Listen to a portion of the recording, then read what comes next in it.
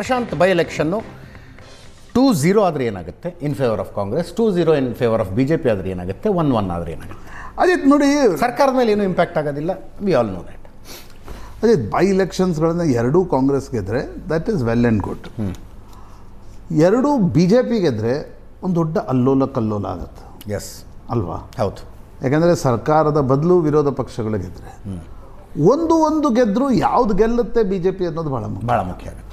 ಒಂದು ವೇಳೆ ಹೈಪೋಥೆಟಿಕಲಿ ಹೇಳ್ತಿದ್ದೀನಿ ನಾನೀಗ, ಗೆಲ್ಲೋದು ಸೋಲೋದು ಪ್ರಾಯಶಃ ಆ ಹಂತ ನಾವು ಈ ಹಂತದಲ್ಲಿ ಅದನ್ನು ವಿಶ್ಲೇಷಣೆ ಮಾಡಬೇಕಿಲ್ಲ.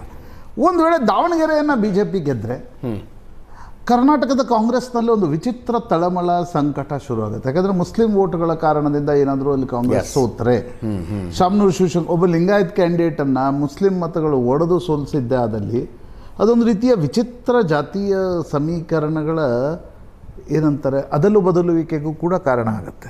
28ರಲ್ಲಿ ಏನಾಗ್ಬೋದು, ಜೊತೆಗೆ it will have an impact on Karnataka Congress developments.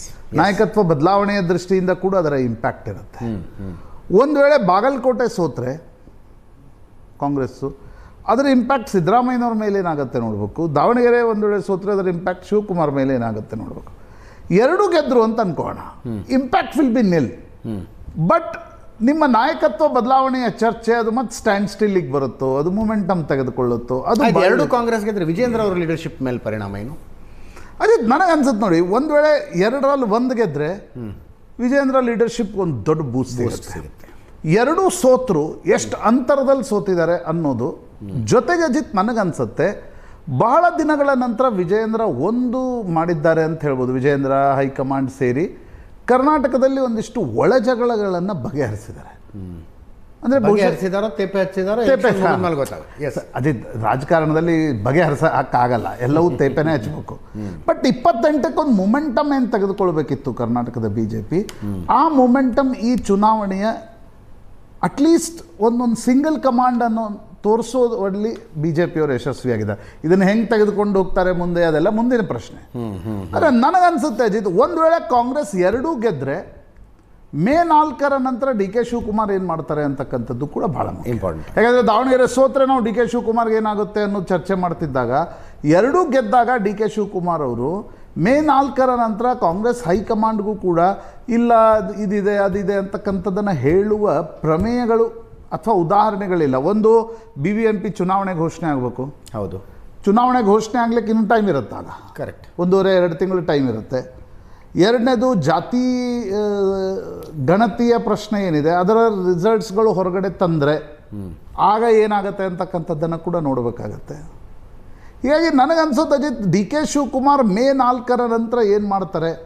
ಒಂದು ವೇಳೆ ನಾನು ಹೇಳೋದು ನೋಡಿ, ಈಗ ಪಂಚರಾಜ್ಯಗಳ ಚುನಾವಣೆಗಳ ದೃಷ್ಟಿಯಿಂದ ಕೂಡ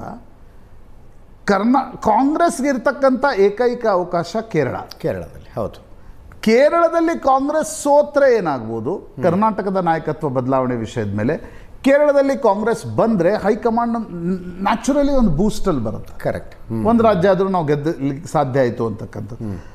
ಆಗ ಕರ್ನಾಟಕದ ಜಗಳಗಳನ್ನು ಬಗೆಹರಿಸುತ್ತಾ ಅಥವಾ ಇಲ್ಲ ಕರ್ನಾಟಕದ ಜಗಳಗಳನ್ನು ಹಾಗೆಯೇ ಮುಂದುವರಿಸ್ಕೊಂಡು ಹೋಗುತ್ತಾ ಅನ್ನೋದು ಕೂಡ ಬಹಳ ಮುಖ್ಯ. ಬಟ್ ನನಗನ್ಸುತ್ತೆ ಮೇ 4ರ ನಂತರ DK ಶಿವಕುಮಾರ್ ತುಂಬ ತಾಳ್ಮೆಯಿಂದ ಇರ್ತಾರೆ ಅಂತಕ್ಕಂಥದ್ದು ನನಗಂತೂ at this point of time ಅನ್ನಿಸ್ತಾ ಇಲ್ಲ. ಏನು ಮಾಡ್ಬೋದು ಅನ್ಸುತ್ತೆ ನಾಗರಾಜ್ ಯಾದವ್ ಅವರೇ? ನೋಡಿ, ಪ್ರಶಾಂತ್ ಅವರು ಹೇಳ್ತಾ ಇದ್ರಲ್ಲ, ಒಂದು ಗೆದ್ರೆ ಏನಾಗ್ತದೆ, ಎರಡು ಗೆದ್ರೆ ಎರಡು ಗೆಲ್ಲೋದು ಶತಸಿದ್ಧ, 100% ಗೆಲ್ತೀವಿ. ನಾಗರಾಜ್ ಯಾದವ್ ಜೊತೆಗೂಡಿ ಕೆಲಸ ಮಾಡ್ತಕ್ಕ ಅರ್ಥ ಇದೆ ಅಂತೇಳಿ ಜನ ಕೊಡ್ತಕ್ಕಂಥ ಸಂದೇಶ. ಯಾವುದೇ ಕಾರಣಕ್ಕೂ ನಮ್ಮಲ್ಲಿ ಭಿನ್ನಮತವೂ ಇಲ್ಲ, ಯಾವುದೇ ರೀತಿಯಂತ ಚರ್ಚೆ, ನಾಯಕತ್ವದ ವಿಚಾರ ಚರ್ಚೆಗಳು ಇಲ್ಲ.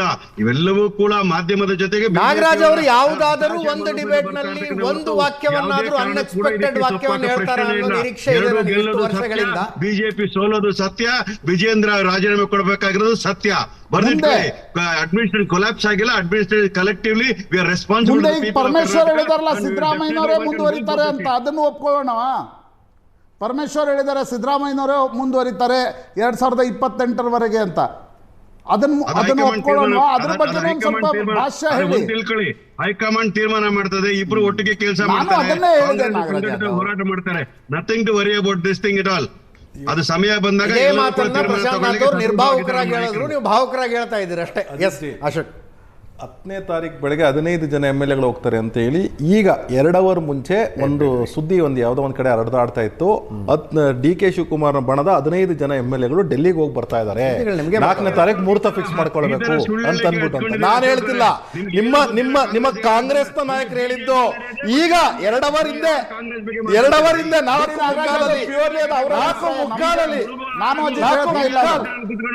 ಎಸ್, ಇಬ್ಬರು ನಾಗರಾಜ್ ಅವರಿಗೆ ಧನ್ಯವಾದ, ಇಬ್ಬರು ಅಶೋಕ್ ಅವರಿಗೂ ಧನ್ಯವಾದ. Thank you Prashant. ಇದರೊಂದಿಗೆ ಇವತ್ತಿನ ಲೆಫ್ಟ್ ರೈಟ್ ಅಂಡ್ ಸೆಂಟರ್ ಮುಗಿಸ್ತಾ ಇದ್ದೀವಿ. ನೇರ ದಿಟ್ಟ ನಿರಂತರ ಸುದ್ದಿಗಾಗಿ ನೋಡ್ತಾ ಇರಿ ಏಷ್ಯಾನೆಟ್ ಸುವರ್ಣ ನ್ಯೂಸ್.